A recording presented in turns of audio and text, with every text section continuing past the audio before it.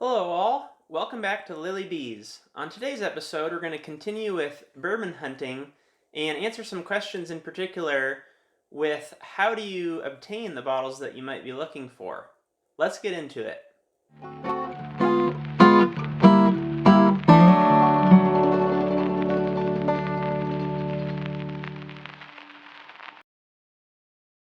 Hello all and welcome back to Lily Bees. I want to particularly welcome our new subscribers to the channel and thank you after last episode regarding bourbon hunting for the great response that I've had.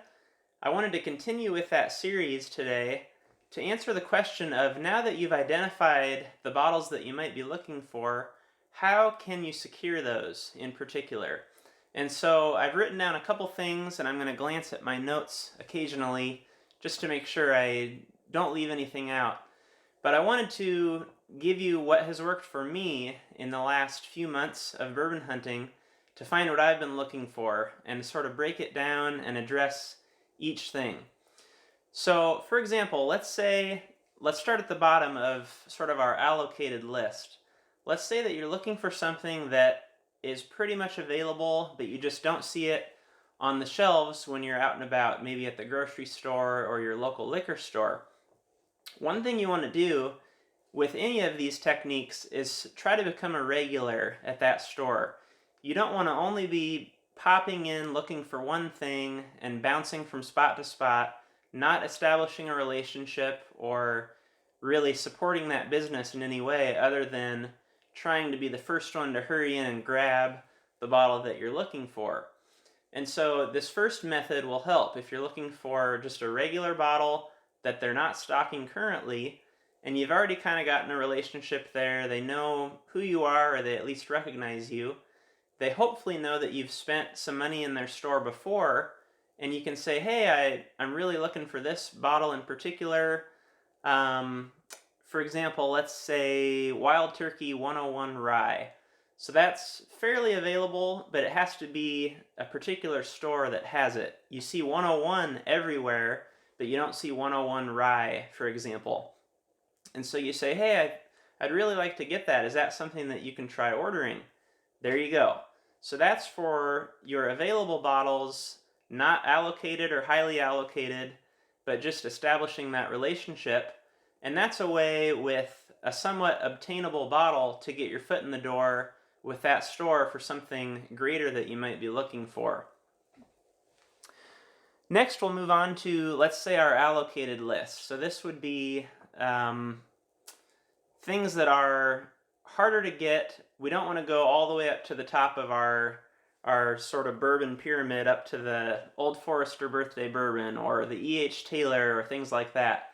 But let's say maybe like a single barrel proof Jack Daniels that I mentioned on last episode, or a single barrel rye, sticking with that same line of things. Something like that where not everybody's shooting for it, you don't see it, and it's a little bit harder to get. Some ways that you might be able to obtain those bottles are through a raffle. If you keep an eye on the store's Facebook page or website, or poke your head in every now and then, they might put up a box with a raffle or an announcement of some sort of a giveaway coming up. That's one way that you may be able to obtain those bottles that you couldn't otherwise get. So that's something to look out for. And sort of along those lines is learning when the deliveries are made to that particular store. And so if you know that it's October or November and the Buffalo Trace seasonal release has just happened, so there's seasonal releases, sometimes once a year, sometimes 4 times a year, for the sought-after distilleries. And Blanton's, let's say Blanton's for example, that's released in the fall. And so you know that it's coming up, you know that your store might be getting it, but it would certainly be helpful to know what day of the week they're getting it. And so if you are planning to stop in, you're able to stop in on the day or close to when it may have arrived at that store. In some cases, stores won't hold bottles for you, and in my opinion, that's less exciting. You don't want to say, hey, I know a guy, can you hold this for me? because it's less exciting, but also it's taking the chance away from others, knowing that they saw that it was delivered or they knew it was coming in, but it was held for you. And so that's kind of a bummer. But if you know what day, for example, my Hy-Vee liquor is Monday, I make sure to try to pop in on a Monday or a Tuesday if I know there's something I'm looking for. But going back to my previous advice, you don't want to only pop in on that day for 10 seconds looking for one thing and then leave. If you need some other items, maybe some mixers, or I'll pick up a sour mix or bitters or whatever, it's a good time to do that as well, and kind of look around and ask, depending on how things are going. That's a way that you might be able to find those a little bit harder to get bottles. Last on our list might be the highly allocated, and so these are the things that are regional, and so things have different value in different areas of the country, as I've kind of touched on in past videos, where something that's readily available in Kentucky is highly sought after and people will pay 10 times the amount in Iowa. And so that's what I'm referring to here, are those bottles that are what I'm calling highly allocated. They might not technically be that way, but these are the ones that you're really looking for. They're only available in certain areas, and how to secure those. One excellent way to do this that I've actually been working on myself is if you know someone who is traveling, or you're traveling yourself to those areas, you can look at the stores surrounding where you're traveling and hop on their website and look and see if they have it or if surrounding stores have it.